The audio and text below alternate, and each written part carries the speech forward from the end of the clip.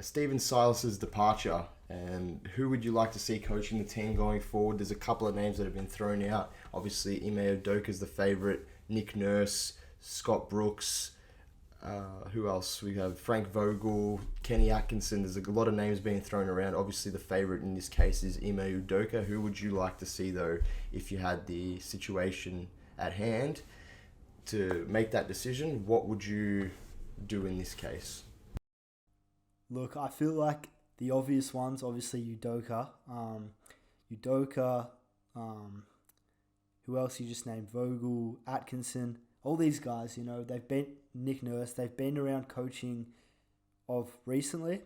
But for me, for this team, I'm thinking about a young, upcoming Rockets team. They got three cornerstones to kind of build around there in KPJ, Jalen Green, and Sengun. And four, how could I forget Jabari Smith Jr. and the lottery pick?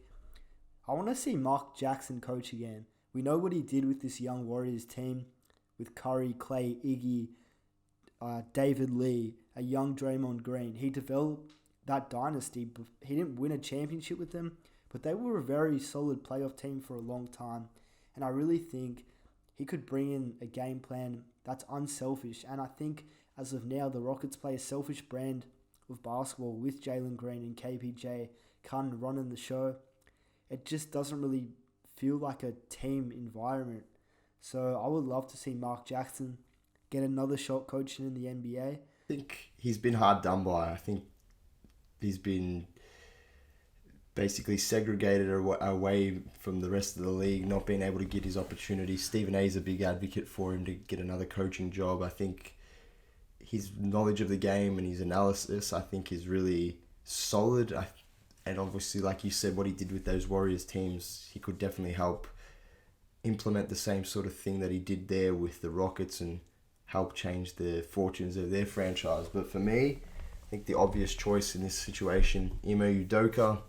We saw what he did with the Celtics in his first year. He's a culture changer. He's a Pop disciple, obviously having been an assistant at the Spurs. I think he's the kind of coach that can get the best out of his players, and he's a really good basketball mind. His defensive schemes were on full display when they took him to the playoffs. When he took the Celtics to the playoffs, he shut down the likes of Kevin Durant and Kyrie Irving, swept them, obviously, when they played the Brooklyn Nets, and they gutted out a win against the reigning champions of the time, which were the Milwaukee Bucks in the Eastern Conference semis, took themselves to the Eastern Conference finals, and obviously made it to the NBA finals, but didn't have the best showing in that situation.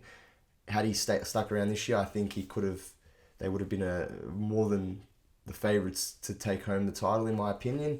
But again, obviously that controversy came out with the, relationship he had, whatever it may be, in the organisation, and they got rid of him, which I think, all things set aside, and obviously with all of that being taken out of the picture, I think guys like Jalen Green and Kevin Porter Jr. could really learn a lot from a coach like him. And I think Jabari Smith Jr. would be a perfect guy that could definitely flourish under a coach like Ime Udoka. I also think a guy like Brandon Miller, should he get drafted to the Rockets in this situation, would be just another piece that they add, and they could possibly build through Şengün and, I guess, start to play more of the offense, or run more of the offense through him. And I think Udoka, like I said, he's just a really good people's person. He's a good coach. I think he would definitely help change the fortunes of the Houston Rockets very, very quickly, and I think the changes would be noticeable immediately as soon as he gets into that organization and starts coaching them.